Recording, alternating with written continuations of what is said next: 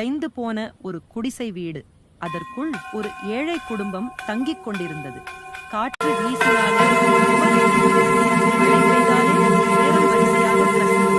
ஆனால் குடும்பத்தின் மனசில ஒரே ஆசை, ஒரு நாள் எங்களுக்கே ஒரு வீடு கிடைக்கணும் என்ற கனவு. கண்ணகி தேவியின் பெயர் முதன்முறையாக கேட்டிருந்தது. ஒரு நாள் கிராமத்துக்கு வயதான ஒரு பாட்டி வந்தார். அடுத்த நாள் காலை அந்த குடும்பம் கண்ணகி அம்மன் கோவிலுக்கு சென்றது. அவங்க கண்ணில் கண்ணீர், கையில ஒரு சிறிய மலர் மட்டுமே. ஆனா மனசு நிறைய நம்பிக்கை.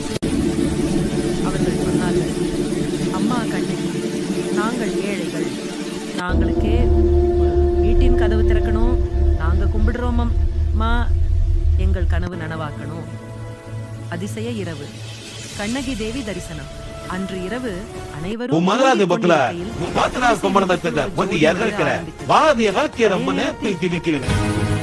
சத்தம். பயப்படாதீங்க மகளே, இந்த வீட்டு கனவு நான் கவனிக்கிறேன்.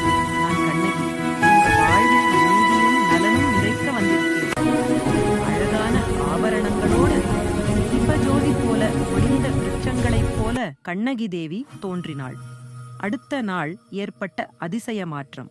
அடுத்த நாள் நடந்தது அதிசயம்தான்.